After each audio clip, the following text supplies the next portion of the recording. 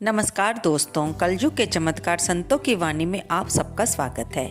दोस्तों, हमारे चैनल पर चल रही है कार्तिक महात्म्य की कथाएं, कहानियाँ और भगवान की श्रद्धा पैदा करने वाली धर्मिक्स के अनुसार कही गई बातें और कार्तिक महात्म्य महीने में आने वाले कौन कौन से दिन मुख्य हैं, इन बारे में हम अपने इस चैनल पर आजकल चर्चा कर रहे हैं।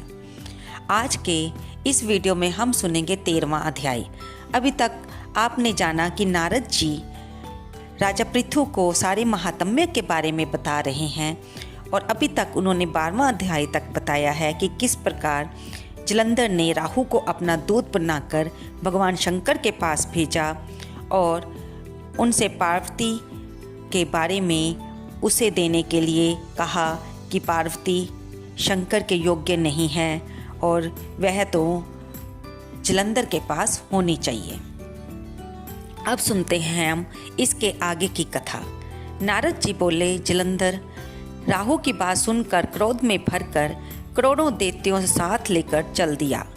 जाते समय सामने शुक्र व राहु आए और जल्दी के कारण जलंधर का पैर फिसल गया और मुकुट भी गिर पड़ा। दैत्यों की सेना के विमान आकाश में ऐसे मालूम होते थे वह मानो वर्षा के बादल हों। इंद्र आदि देवता उसकी चतुरता को देखकर छिपकर महादेव जी के पास जाकर प्रार्थना करने लगे, हे स्वामी, इस विपत्ति से हमारी रक्षा करो और जलंधर का वध करो। तब भगवान शंकर ने विष्णु भगवान को बुलाकर हंसते हुए कहा कि हे विष्णु, आपने युद्ध में जलंधर को क्यों नहीं मारा और आप तो उल्टा वैकुंठ को छोड़कर उसके घर जा बसे हो। तब भगवान विष्णु बोले कि ये जलंधर तो प्रभु आपके अंश से उत्पन्न हुआ है और लक्ष्मी का भाई है, इसलिए मैंने इसको नहीं मारा है, आप ही उसका वध कीजिए। तब शिवजी बोले कि जलंधर बड़ा तेजस्वी है, वह इन अस्त्रों से नहीं मरेगा, इससे आप व सब देवता अपने तेज का अंश हमारे लिए शस्त्र बनाने के लिए दीजिए। नारद जी बोले, तब सब ने विष्णु सहित देवताओं ने अपने अपने तेज दिए। उनके मिल जाने पर महादेव जी ने अपना भी तेज छोड़ा। उस बड़े तेज से शिवजी ने एक अति भयंकर सुदर्शन नामक चक्र बनाया और शेष तेज से इंद्र का वज्र बनाया। इसके बाद करोड़ों हाथी, घोड़ा, रथ और मनुष्यों सहित जलंधर कैलाश पर्वत के पास आया। उसे देखकर सभी देवता जैसे छिपकर आए थे वैसे ही चले गए और शिवजी के गण शीघ्र ही अस्त्र शस्त्र सहित संग्राम में उतरे। नंदी, गणेश, स्वामी कार्तिक आदि सब देवता शिवजी की आज्ञा लेकर कैलाश से बाहर युद्ध के लिए बढ़े।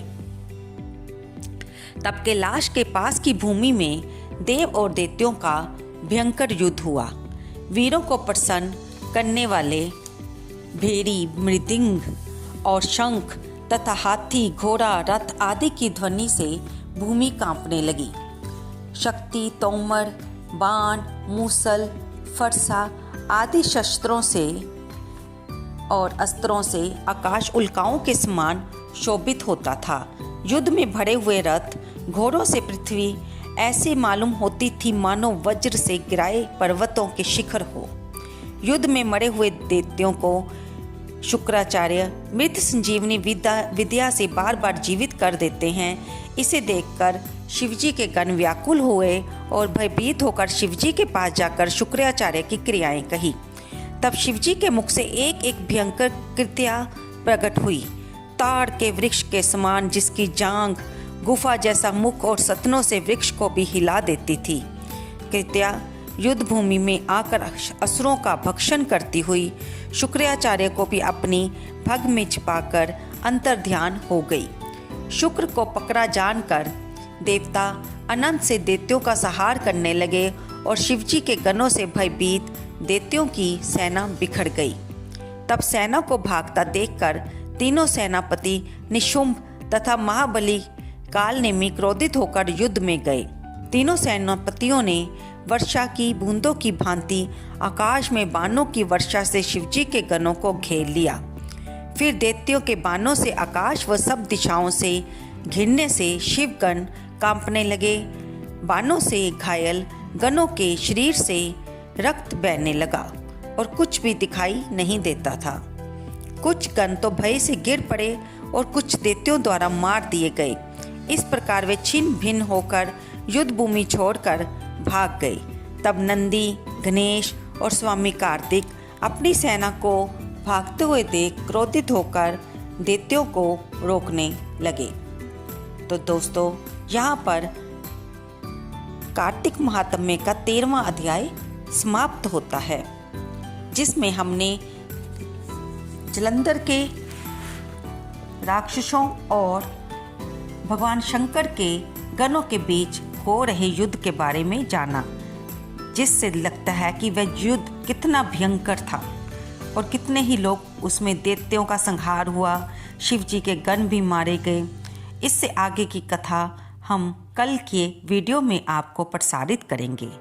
दोस्तों, आज जब हम ये 13वें अध्याय की कथा सुनेंगे तो मैं आपको ये याद करा दूं कि आज दिन शुक्रवार तारीख 21 अक्टूबर आज रमा एकादशी भी पड़ रही है।